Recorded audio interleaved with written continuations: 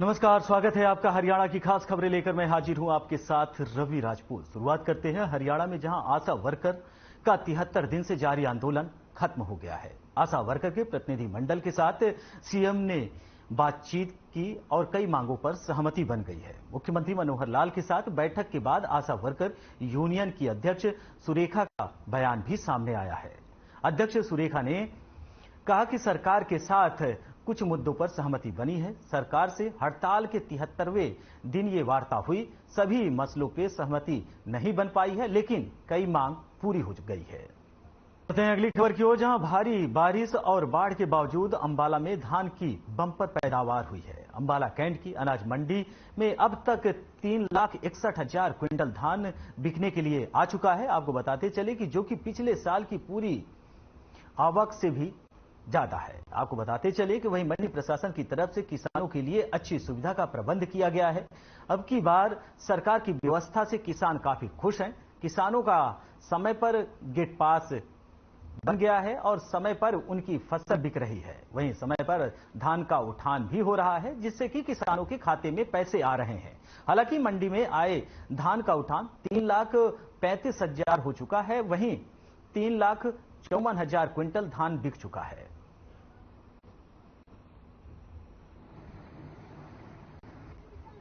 मंडी Ambala cantt के अंदर अब तक पैडी की अराइवल 2,61,000 क्विंटल की हो चुकी है और जिसमें से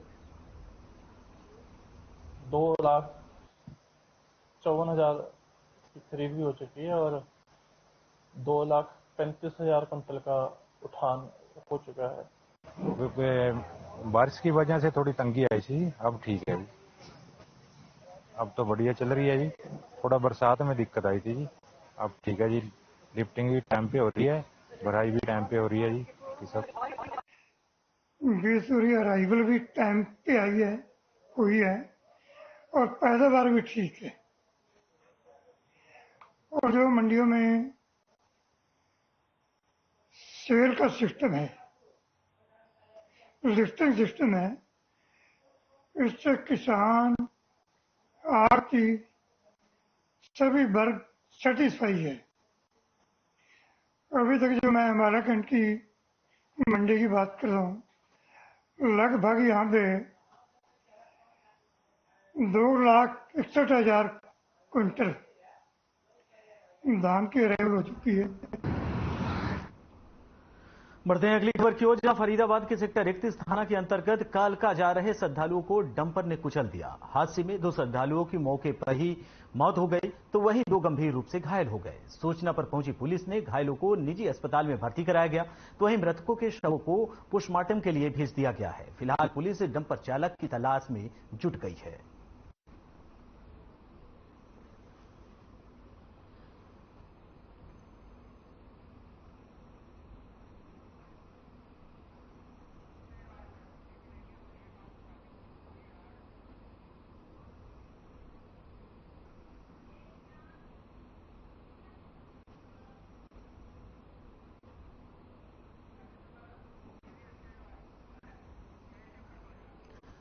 वहीं आपको बता दें कि डंपर चालक की तलाश में पुलिस लगातार तलाशी कर रही है। वहीं डंपर चालक ने श्रद्धालु को कुचलकर मौत के घाट उतार दिया, और जिसके बाद पुलिस लगातार छानबीन कर रही है।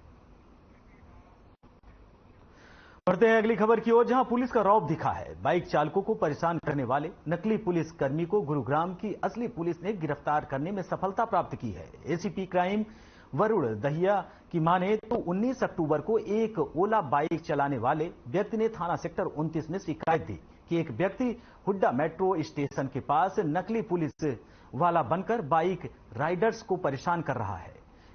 नकली पुलिस कर्मी डंडों से मारता है और पुलिस का रौब दिखाकर रुपए भी लेता है। इसी शिकायत पर थाना सेक्टर 29 गुरुग्राम में संबंधित धाराओं के तहत मामला दर्ज किया गया है।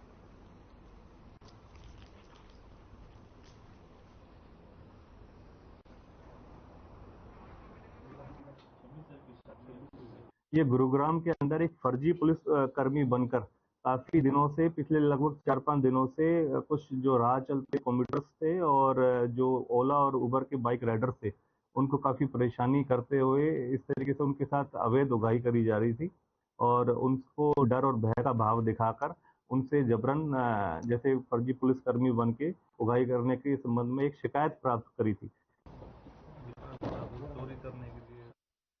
बोलना नहीं उधर से।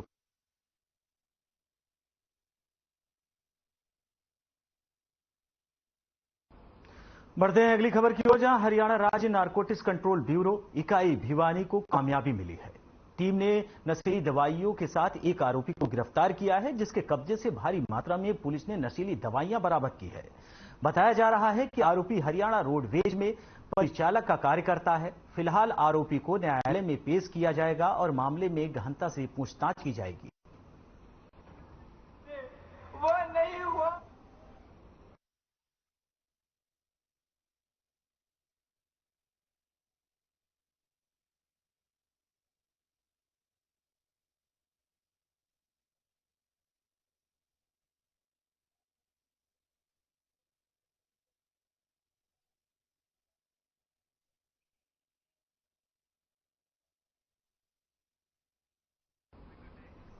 बढ़ते हैं अगली खबर की ओर, जहां कुरुक्षेत्र में रामलीला का मंचन शुरू है और लगातार आपको बताते चले कि कुरुक्षेत्र के गीता ज्ञान संस्थानम में अंतर्राष्ट्रीय रामलीला महोत्सव का आयोजन किया जा रहा है। आपको बता दें कि इस कार्यक्रम में दिल्ली एनसीआर और गुरुकुल के छात्रों की ओर से रामलीला के चौथे दिन राम बारात, जनकपुर में भव्य स्वागत, सीता की भावभीनी विदाई, कैकेयी दशरथ संवाद और राम वनगमन के दृश्य प्रस्तुत किए गए। ये भव्य रामलीला का आयोजन गीता मनीषी स्वामी ज्ञानानंद जी महाराज के सानिध्य में किया जा रहा है। माता जी गीता ज्ञान संस्थानम में कुरुक्षेत्र में परम पूज्य स्वामी ज्ञानानंद जी महाराज जी के सानिध्य में आज अंतर्राष्ट्रीय रामलीला महोत्सव आयोजन समिति द्वारा देश के स्कूली बच्चों और गुरुकुल के बच्चों की रामलीला का आज चौथा दिन है। देश भर में बच्चों की जो रामलीला है, जो कि बाल युवा संस्कार योजना के तहत हमारे यशस्वी प्रधानमंत्री नरेंद्र मोदी जी की प्रेरणा से ये मुहिम चल रही है।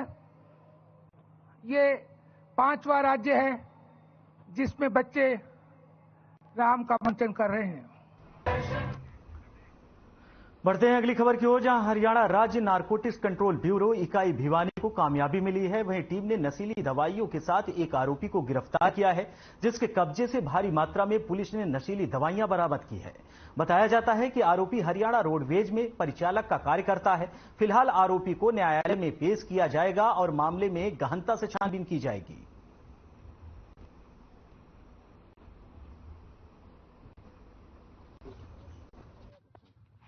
Haryana state narcotics control bureau की जो भिवानी यूनिट है, उसके द्वारा कल न्यू हाउसिंग बोर्ड भिवानी से एक फूल कुमार नाम के आरोपी को गिरफ्तार किया है और उसके पास से जो प्रतिबंधित जो नशे की दवाइयां हैं वो लगभग 12,000 कैप्सूल प्राप्त किए हैं और उसके पश्चात गिरफ्तारी के पश्चात आज उसको माननीय अदालत में पेश किया जाएगा और आगामी पूछताछ के लिए उसका रिमांड हासिल किया जाएगा। सर, बैकग्राउंड क्या है इसके शख्स की जो गिरफ्तार किया गया? देखो, अभी तक जो इनिशियल पूछताछ है उसमें पता लगा कि जो आरोपी है वो हरियाणा रोडवेज में बतौर कंडक्टर था। बढ़ते हैं अगली खबर की ओर, जहां महेंद्रगढ़ के कुरावटा रोड से खायरा गांव को जाने वाली सड़क पर एक युवक की संदिग्ध परिस्थितियों में मौत हो गई। सूचना पर पहुंची पुलिस ने शव को पोस्टमार्टम के लिए भेज दिया है। वहीं मृतक के भाई ने एक महिला सहित 2 युवकों पर हत्या का आरोप लगाया है। आपको बताते चले कि मृतक के भाई की शिकायत पर पुलिस ने मामला दर्ज कर कार्रवाई शुरू कर दी है। वहीं डीएसपी रणवीर सिंह ने बताया कि युवक का रात को एक्सीडेंट हो गया। परिवार की शिकायत के आधार पर पुलिस मामले की जांच कर रही है।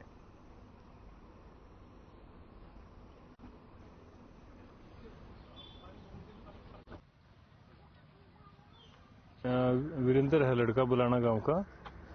इसका रात को एक्सीडेंट हुआ है और जो है अभी इनके परिवार वालों ने कंप्लेंट दी है, उस पर हमने केस रजिस्टर कर दिया और अभी पोस्टमार्टम करवाने लग रहे हैं इसका, और फर्दर जो भी इन्वेस्टिगेशन में आएगा उसके मुताबिक जो कार्रवाई की जाएगी। मांग है जी, ये साजिश बुलाया मैंने, साजिश सुन पहले मार के बाद में मेरे फोन करे हो 2 बजे आप तो भाई में तेरे हिंद लीजिए, मैं ठीक से मैं आऊँ। फिर मेरे को 2 मिनट फिर आयो, फिर बोले कि ना मैं लेके आऊँ है तू उठ मैं ठीक से। फिर 2 मिनट फिर बोलो जो मोटरसाइकिल ने छोड़ के भाग गो। फिर बोले मोटरसाइकिल की तू रख ले और पता लग जाएगा अपना आप। फिर बोलना वो मोटरसाइकिल लेके भाग गो। मैं तुरंत गाड़ी लेके आया, 5-7 मिनट में 10 मिनट में आ लिया।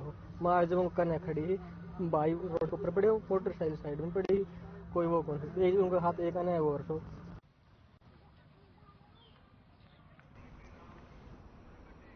बढ़ते हैं अगली खबर की ओर, जहां महेंद्रगढ़ में त्योहारों को देखते हुए खाद्य सुरक्षा विभाग और सीएम फ्लाइंग अलर्ट मोड पर है। आपको बताते चले कि टीम के अधिकारियों ने शहर के विभिन्न बाजारों से करियाना और मिठाई की दुकानों से काफी मात्रा में सामग्री बरामद की है। आपको बताते चले कि जिसके लिए सैंपल इकट्ठा किए गए हैं। वहीं खाद्य सुरक्षा विभाग ने से दीपक चौधरी ने बताया कि 2 करियाना स्टोर से कुट्टू के आटे के सैंपल लिए गए हैं। वहीं एक मिठाई की दुकान से खोया, रसगुल्ले के अलग अलग सैंपल लेकर मौके पर सील कर दिया गया है। जांच रिपोर्ट के अनुसार आगामी कार्रवाई की जाएगी।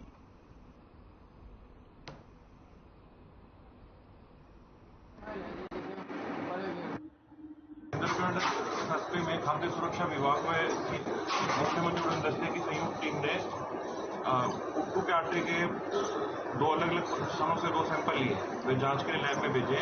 वे एक मिठाई की दुकान से खोया व रसगुल्ले के सैंपल लेके लैब में भेजे जाए। इनका रिपोर्ट आने पर जो है नियमानुसार कार्रवाई की जाएगी।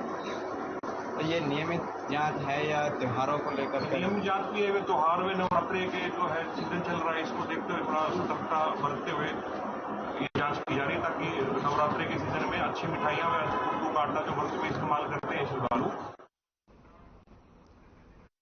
वहीं फरीदाबाद के मोहना गांव में ग्रीन एक्सप्रेसवे को लेकर बीजेपी के वरिष्ठ नेता और प्रेथला से पूर्व विधायक टेकचंद शर्मा ने सरकार के खिलाफ बगावत के स्वर खोल दिए हैं। आपको बताते चले कि दरअसल 2 साल पहले हरियाणा के मुख्यमंत्री मनोहर लाल एक कार्यक्रम के दौरान पनहेड़ा खुर्द गांव पहुंचे थे, जहां पर उन्होंने ग्रीन एक्सप्रेसवे के उतार और चढ़ा मोहन पर देने की बात कही थी, लेकिन विभाग के अधिकारी और कुछ राजनेताओं की मिली भगत से मोहना की जगह अब फरहदा पर उतार चढ़ाव ग्रीन एक्सप्रेसवे किया जा रहा है, जिसको लेकर मोहना समेत आसपास के गांव के लोगों में रोष का माहौल है। आपको बताते चले कि धरने के चौथे दिन धरना स्तर पर पहुंचे रतला के पूर्व विधायक और भाजपा के वरिष्ठ नेता टेकचंद शर्मा ने हरियाणा की सरकार को खुली चुनौती देते हुए कहा कि यदि सरकार ने इलाके के लोगों की मांग नहीं मानी तो सरकार इसका खामियाजा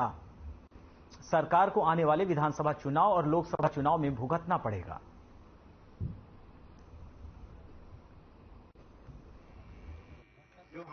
ये धरने की आवश्यकता क्यों पड़ी? आज विषय ये नहीं है कि धरने पर क्यों पहुंचे हैं, विषय ये है कि चाहे चंदावली में फ्लाईओवर का चंदावली के अंदर पुल की बात हो, चाहे मिंडकोला में बात हो, चाहे आपके टोल की बात हो, सब जगह ही जब क्यों सॉल्यूशन होते हैं जब धरना शुरू होते हैं। 3 मई 2022 को मुख्यमंत्री जी ने खुद घोषणा की थी कि मोहना के अंदर जो एक्सप्रेसवे बन रहा है उस पर कट दिया जाएगा, और आज कट की समस्या को लेकर के यहाँ पे लोग परेशान हैं। यहाँ से जो जेवर एक्सप्रेसवे के लिए ग्रीनफील्ड जेवर एयरपोर्ट के लिए, और सरकार से एक अनुरोध हो रहा है, अगर कोई वक्ता बीच में बोल रहा हो, यूँ धरना किसी पार्टी का नहीं है, ये धरना कट देंगे। कट के नहीं है, किस पर चाहिए? ये चाहिए है जेवर वाले पर। तो मुख्यमंत्री ने तो कट देने के लिए कहा था, दिया नहीं दिया, तो कब से बनने बैठे।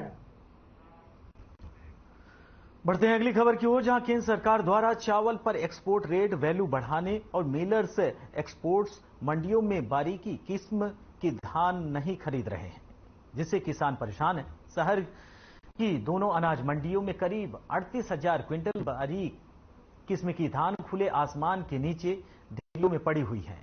इनमें से 1401, 1718, 1509 व 1121 किस्म शामिल है। सैकड़ों किसान मंडियों में फसल का पहरा दे रहे हैं। वहीं सोमवार को हुई ओलों के साथ बारिश में किसानों पर दोहरी मार पड़ी है। एक तरफ तो फसल नहीं बिक रही थी, वहीं दूसरी तरफ खुले में पड़ी धान की भीगने से क्वालिटी खराब हो गई, जिसमें डैमेज व डिस्कलर से लेकर अन्य प्रकार के फॉल्ट पैदा हो रहे हैं।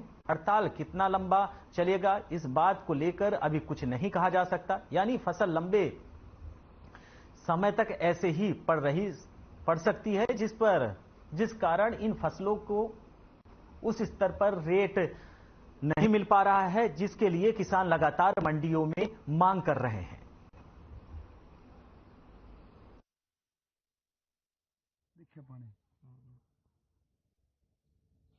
समस्या जी पूछो ना, 5 दिन हो गए जीरी गिटा रखी, 3 दिन तो ट्राली में खड़ी रखी, 2 दिन हो गए रामती माटी कूटती गल इसी कड़ा तो लेगा दाव कड़ा बेचा टेम सर बिक दवान तो टेम सर उठ देने क्या कह लिया हुआ 1847 है भाई। 3 दिन हो गए ट्राली में खड़ी रखी, ट्राली में खराब होने लगेगी, ये मंडी में ले आई है इसकी। परसों आए थे भाई, मुच्छल है 1401 तो ये बारिश होगी, बीज की नुकसान और एक्सपोर्टिंग की हड़ताल चल रही है। कहें कोई खरीदने वाला पूरा आया नहीं लगे ना, क्या बोलते हैं बस आया ही नहीं कोई, क्या हड़ताल है।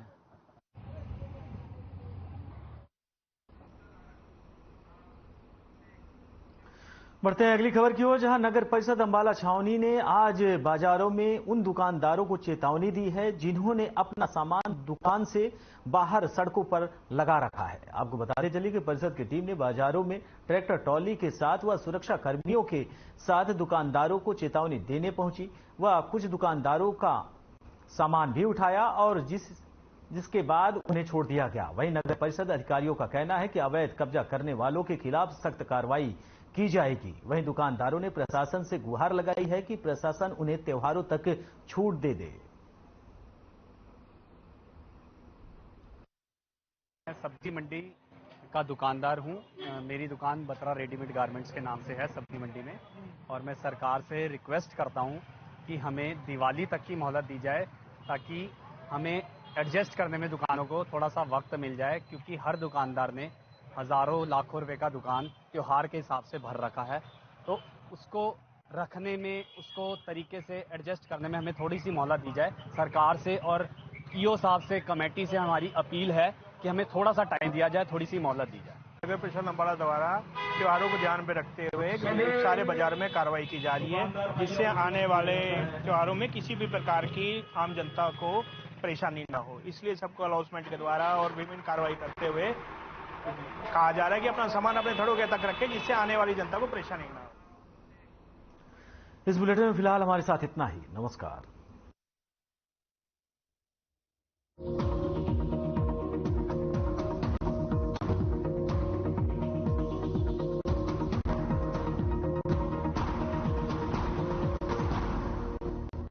मेरे जैसा